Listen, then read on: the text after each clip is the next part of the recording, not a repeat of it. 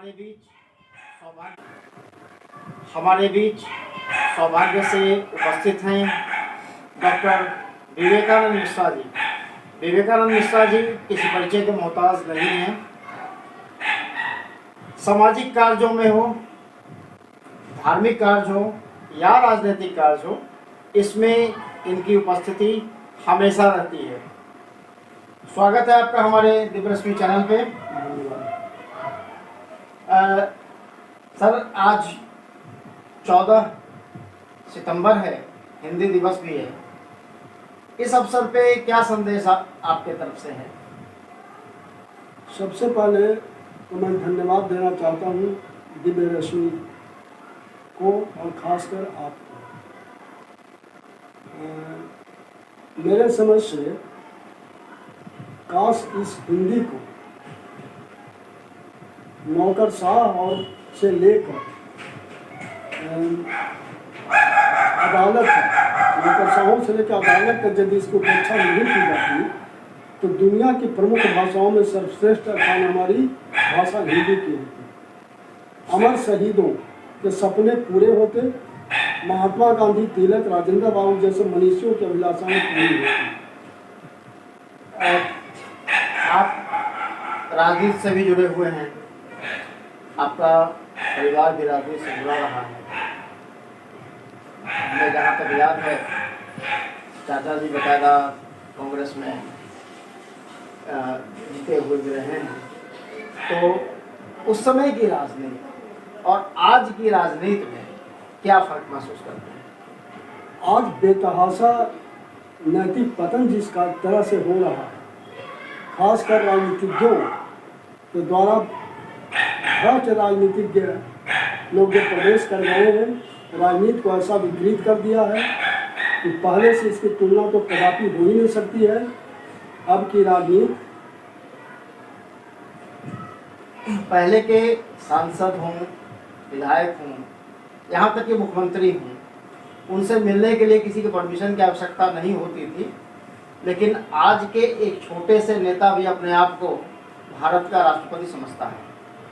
इसका कारण ये रहा है कि पहले सेवा भाव से राजनीति में लोग आया करते थे, अभी व्यवसाय बन गया है। सबसे बड़ा उद्योग यदि कुछ है अभी धरती पर तो केवल राजनीति है। और राजनीति में ऐसे लोगों का प्रवेश हुआ है जो अच्छे व्यक्ति से जानबूझ करके दूर रहना चाहते हैं, क्योंकि इसमें ऐसे छवि के लोग इसमें अग्रणी हो गए हैं। उनके हाथ में समूचे शासन, सल्तनत से लेकर के सारी व्यवस्थाएं उनके यहाँ संचालित है, उन्हीं के द्वारा होता है। पहले भारत में जो आज़ादी मिली उसके पहले तक भारत में 526 रियासत थी आज़ादी के समय 1947 में, और आज 10 राजाओं के हाथ में पूरे भारत की इकोनॉमी दी गई। क्या ये नहीं लगता कि फिर से वापस राजतंत्र की वापसी हो गई? हो गई, इसमें कोई संदेह नहीं। प्रजातंत्र के नाम पर जिस तरह से उद्योग फैलाया जा रहा है, तो आपका कहना अक्षरशः सत्य है, ये बात सही है। प्रजातंत्र का खात्मा इसलिए हुआ है कि पहले लोग राजनीति की ठेका में इंटरेस्ट नहीं लेते थे, ठेका उनके नाम पर नहीं होता था, करोड़ों का फंड नहीं होता था।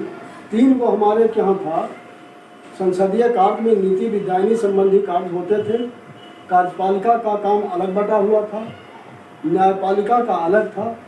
तीनों पर अभी करीब करीब इसमें जो वर्तमान राजनीतिज्ञ जिस कदर से उस पर हावी हुए हैं कि किसी भी दृष्टिकोण से अच्छा नहीं कहा जा सकता, न तो जनतंत्र के लिए शुभ कहा जा सकता। 2000 के पहले तक पॉलिटिशियन को वेतन के मद में, वेतन तो था नहीं 2000 के पहले, और इतनी राशियां 3 लाख 4 लाख रुपए महीने की नहीं मिलती थी। आज इतने पैसे मिलने के बाद भी कोई प्रोडक्टिव वर्क नहीं होता उनके द्वारा, तो क्या ये देश के लिए खतरा नहीं है? इसलिए कि जनप्रतिनिधियों की नकेल अफसरशाहों के हाथ है। जनप्रतिनिधि के पास अब वर्कर रहे नहीं। पहले हर राजनीतिक दल में कार्यकर्ता हुआ करते थे जो संगठन में और सरकार में सेतु का काम किया करते थे। अभी हर प्रतिनिधि के पास ठेकेदार और दलालों की संख्या है, वो भी मुट्ठी में, और वही संचालित कर रहे हैं समूचे क्षेत्र का, चाहे संसदीय क्षेत्र हो या असेंबली का हो, संचालन उनके मार्फत होता है। ये दुर्भाग्यपूर्ण है। एक समय था कांग्रेस एक सशक्त पार्टी हुआ करती थी, कांग्रेस में सभी संगठन में लोग हुआ करते थे, और आज एक विपक्ष की भी भूमिका में कांग्रेस नहीं है। कहीं ऐसा तो नहीं कि ये इंटरनल भाजपा के साथ टाइप है लोगों का?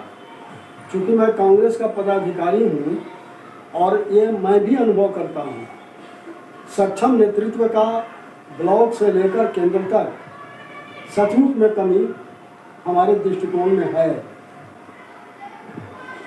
तो अगर देश में लोकतंत्र में विपक्ष नहीं होगा तो राज तो चलेगा नहीं, हिटलरशाही तो बढ़ेगी।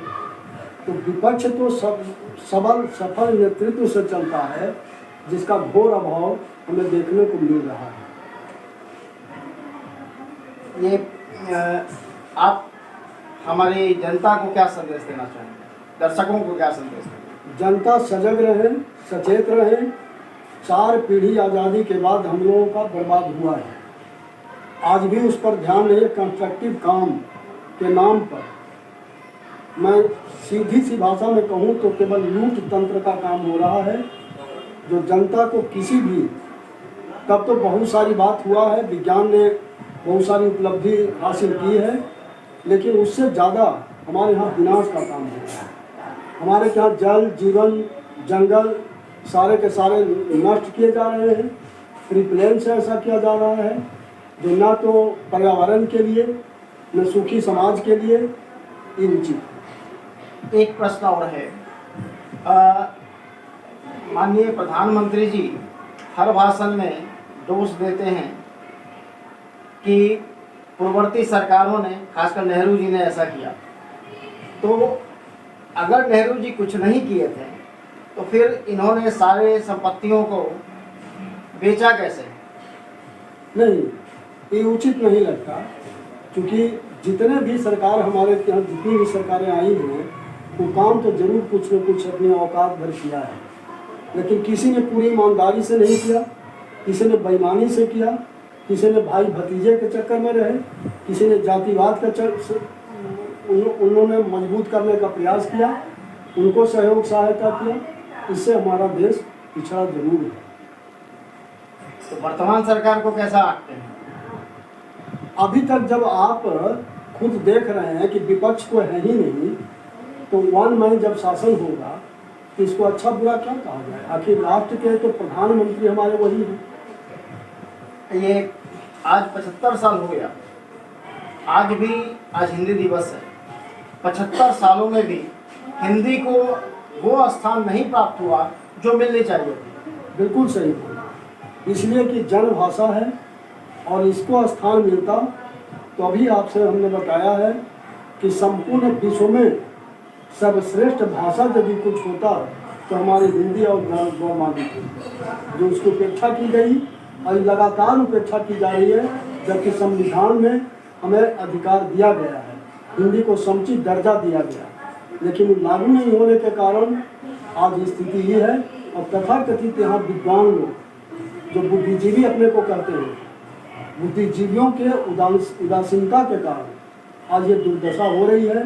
आज भी हिंदी को गौरवान्वित करने के लिए बुद्धिजीवी वर्ग को पहल करनी चाहिए, आगे आने की आवश्यकता है। एक समय था लोग हिंदी चंद्रकांता जैसे उपन्यास को पढ़ने के लिए हिंदी सीखा करते थे, तो आज के साहित्यकार भी वैसे नहीं बचे हैं और पॉलिटिशियन का कोई कहना ही नहीं। साहित्यकार तो अभी भी एक से हैं, लेकिन वही है कि कलम स्वच्छंद नहीं है।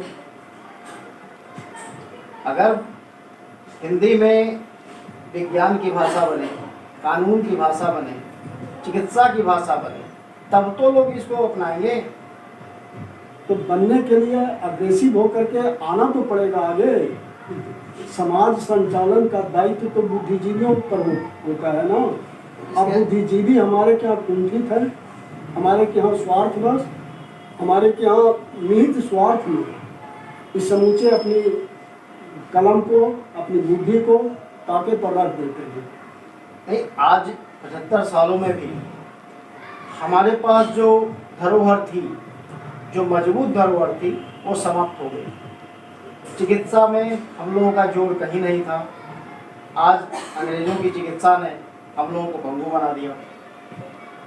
इस बात का बराबर हम चर्चा किया करते हैं, क्योंकि विभिन्न सामाजिक संगठनों से मैं जुड़ा हूँ और मुझे ऐसा लगता है कि आज़ादी मान 12 साल 100 साल हम लोग गुलाम रहे, इस्लाम के गुलाम रहे, हम लोग अंग्रेज के गुलाम रहे, लेकिन हमारी भाषा को, हमारा वेद पुराण कर्मकांड ज्योतिष आयुर्वेद जो भी था, संस्कृत, उसको टच नहीं किया।